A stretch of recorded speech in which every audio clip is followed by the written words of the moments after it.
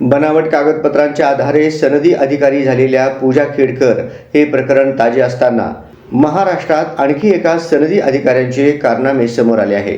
त्यामुळे प्रशासकीय सेवेत नक्की काय सुरू आहे असा प्रश्न सामान्य नागरिक विचारत आहेत। सोलापूरचे महापालिकेचे आयुक्त डॉक्टर सचिन ओंबासे जेव्हा IAS झाले त्यावेळी त्यांनी काही खोटे कागदपत्र दाखल केले असल्याचा संशय व्यक्त केला आहे।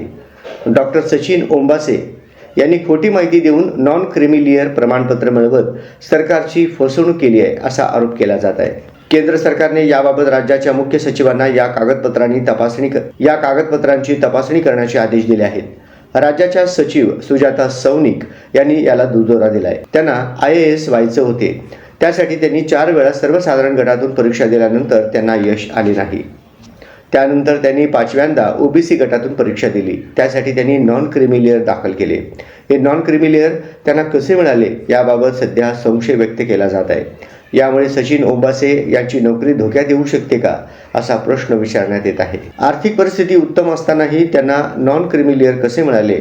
त्यांचे वडील साताऱ्यातील रयत शिक्षण संस्थेत प्राध्यापक आहेत। त्यांना किमान 1 लाख वेतन होते। त्यांचा वार्षिक उत्पन्न हे 12 लाख रुपये होते। असे असताना सुद्धा त्यांनी वडिलांचे उत्पन्न 4.5 लाख रुपये दाखवले।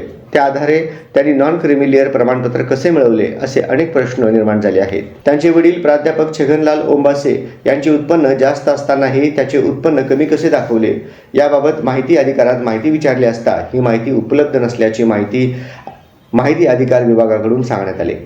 प्रशासकीय सेवेतील अधिकारी खुर्ची मिळवण्यासाठी काय करू शकतात असा प्रश्न या निमित्ताने विचारण्यात येत आहे। केंद्र सरकारने सुजाता सौनिक यांना सचिन ओंबासे यांचे इतर मागासवर्गीय नॉन क्रिमिलियर OBC NCL प्रमाणपत्राची सत्यता पडताळून पाहण्यास सांगितले आहे।